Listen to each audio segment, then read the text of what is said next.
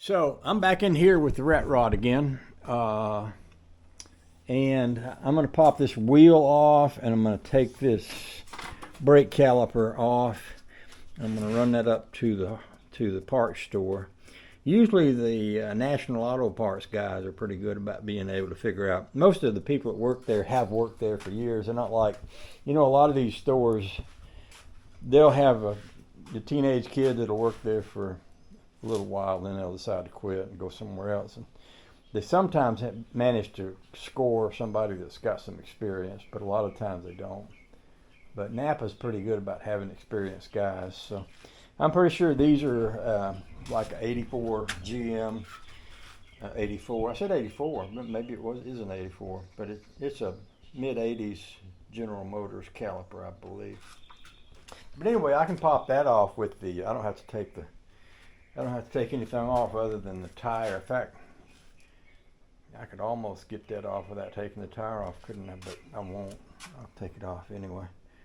My bolts are here, and my line is here, and but then I'd have to get it off there. I'd probably bang into the back of the tire. So I'll just pop that front wheel off, and then we'll take a look.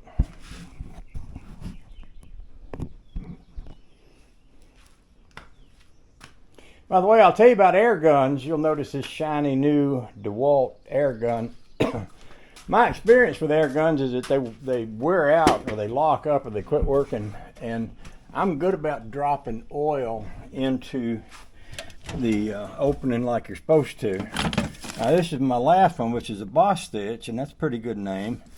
And what I do is every time I use one of these, I put a couple drops of oil down in here. Well, I was doing that with another mechanic in the garage the other day. We was working on his car, and I dropped a little oil in my air gun. He said, "What do you do that for?" And I said, "You don't do that?" And he said, "No." And I said, "Well, does your air gun work?" And he said, "No." And I said, "Okay." But anyway, I do oil mine, but even though I oil mine, what happens is when I squeeze this, it'll go, instead of going zing like you're supposed to, it'll go like it's trying to operate in a bucket of mud or something. And I've tried blowing it out, and I've considered taking it apart, but it's actually pretty reasonable to get another gun. In fact, this gun I just got was cheaper than the last one, and it works a lot better, and it's a lot lighter. So I think I'm gonna like this DeWalt very much. So with that said, I'm gonna pop this wheel off right quick. I guess I'll let you watch me, since I interrupted your nap to bring you over here and hear me chitter chatter about what I'm doing. I think my air compressor is all ready right here. I'm lucky enough to have an air compressor that don't leak and an air compressor line that doesn't leak. That way, when I want this thing, it's just right there hanging on the wall. I guess I better jack up that front end if I think I'm going to take that tire off of there. Since it needs to not be sitting on the tire when I take it off. And I'll just steady this thing right under that spring shackle on the end. Holy joy. What the heck was that? I probably didn't line that up with the cup down there. That's okay. I'll drop it down there. Holy joy. Everybody loves the sound of a good air gun, eh?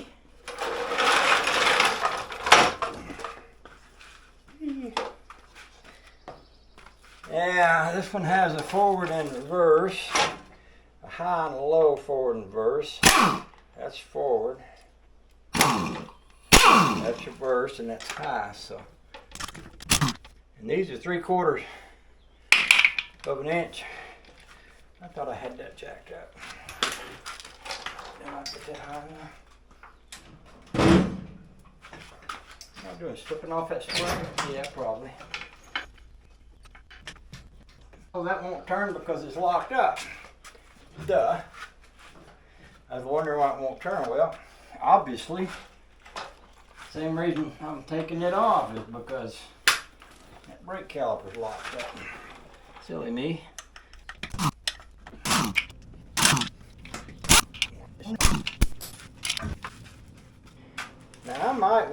to, I'm going to flush that line out, but I might want to stick something in the back of that line, or stick a can under it to catch brake fluid when it comes out.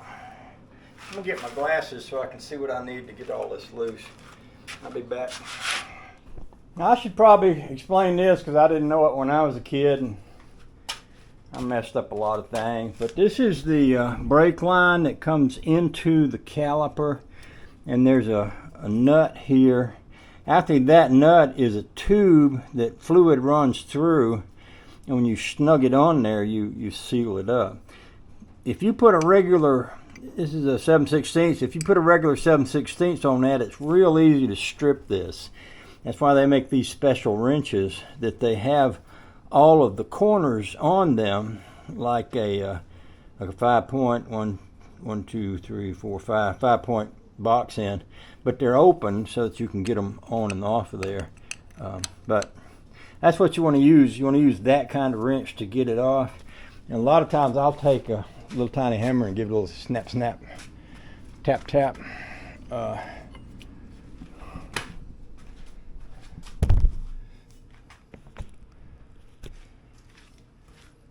Hold the tip on here and just like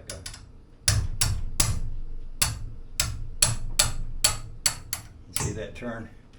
What you don't want to do is strip that thing. And Lord knows, when I was a kid, I spent a lot of time under cars with vice grips and all kind of stuff trying to get things like that loose.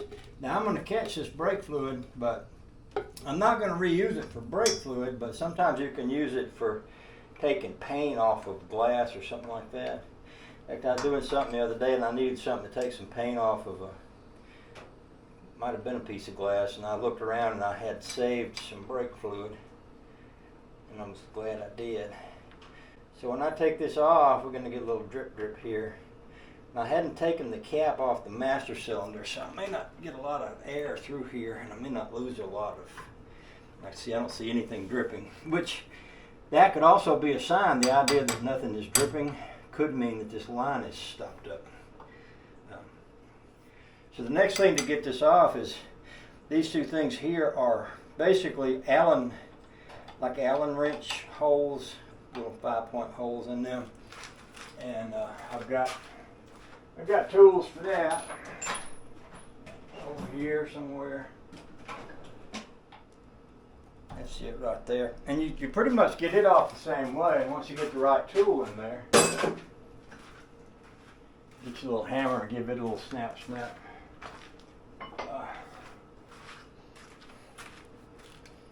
Yeah, hold this on with the end of my hand.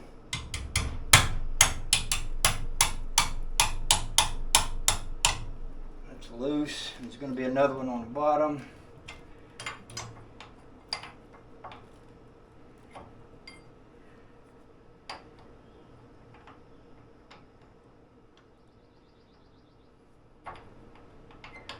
That one is very close to that steering arm, but I think it'll go in there.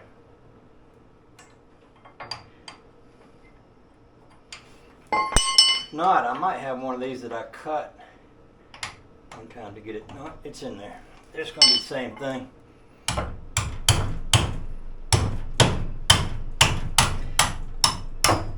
I'm also guessing that this you turn this little nipple right here to bleed your brakes. And by the way, that looks all kind of rusty. That might be hard to get out. So what I might do is get the same kind of wrench, put a couple of drops of freeze out on that. Now I may not need that, but I might wind up getting one that doesn't have that. So it's always a good idea to save it. And the best lubricant penetrating oil for that is freeze out. It has something, it has acetone, but it has something else in it that makes it bubble. And you want it to go down in there, and you can see it kind of bubbling when it goes down in there. I think it was one of my YouTube friends that turned me on to freeze out. It could have been Toe Wrecker. But let me get a look. one of them wrenches like I was talking about. I believe in this case, it might be the other end of the same one I had before. That's a 3/8.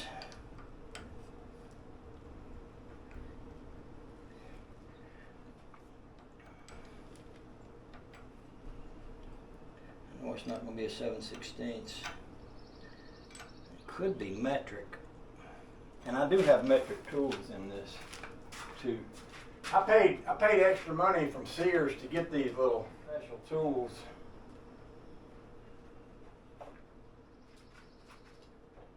And I got a special little thing that I hang them up in over here.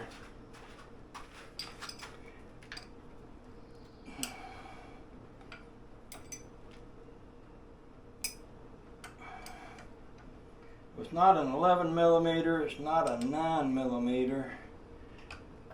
Doesn't appear to be a 3/8. What else I got over here?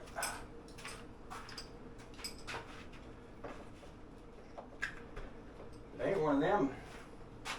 I would guess it ain't gonna be either of these because these are too small.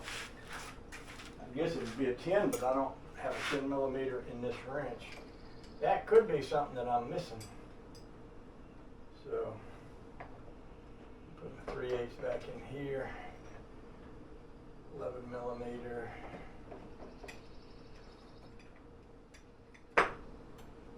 Here's a 10mm. Let's see if it fits.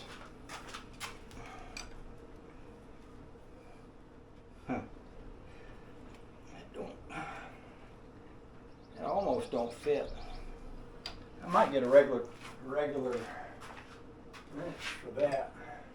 Something I can kind of drive on there.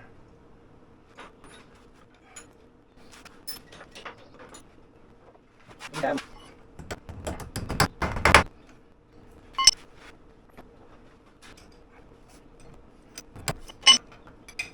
Kind of interesting that nothing really fits there, including what should fit.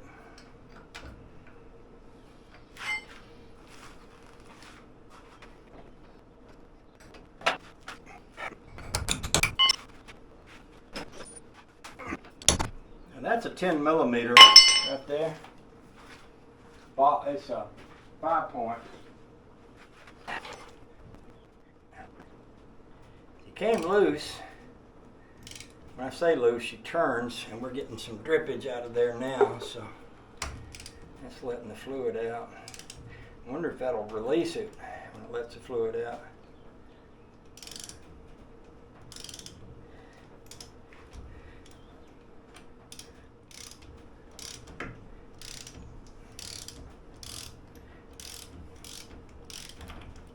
Take that off of there. Well, I tapped it off, but then shouldn't be too hard to get that off.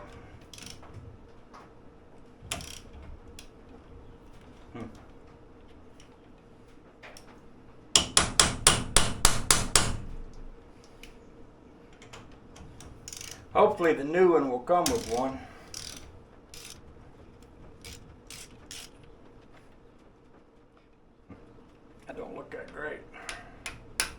Hard to believe it's been so long since I did this. I was thinking the other day, wow, I can't believe them things went bad that quick. But then I got to thinking, well, heck, it's been about 2007 when I did this. When I built this thing, somewhere back in there. It's been a good long time, so, you know, I guess they don't last forever.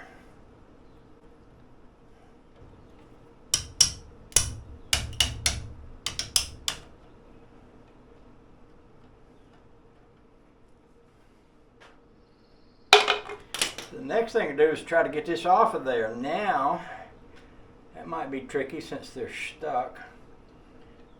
Might get a prize bar down in behind here and open that up a little bit. Well, I hadn't taken these things out. I gotta finish them. Finish getting these out. I've got sockets that work on these too. In fact, I ought to get me one.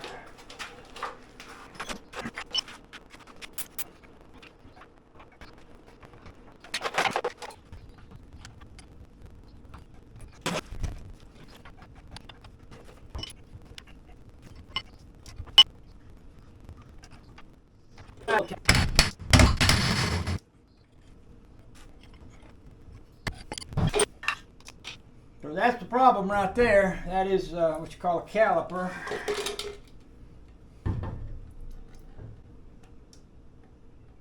And this one's sticking, which is something they do sometimes.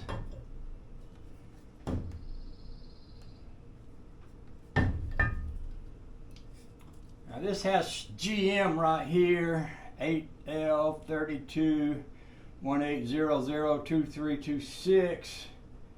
It says over here J138. Maybe that's 380.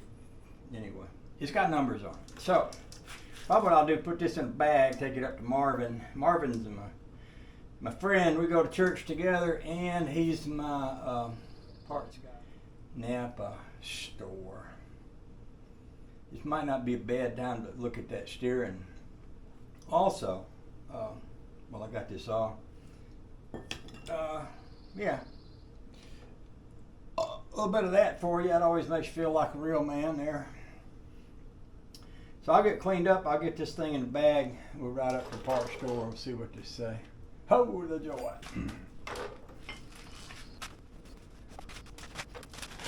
I goes to the parts store. He said, "What did it come off of?" I'll say, See, 1933 Chevy frame, 1940 Ford front axle, 1957 Ford steering box. Yeah, that always gets them excited when you start giving them multiple antique vehicles. For the, I think I'll go ahead and get me some new. I might as well get me some new pads while I'm at it, because it's not a bad idea to get new pads when you're at it. Hey, yes sir. Can do that. Oh, the joy! Thanks for watching.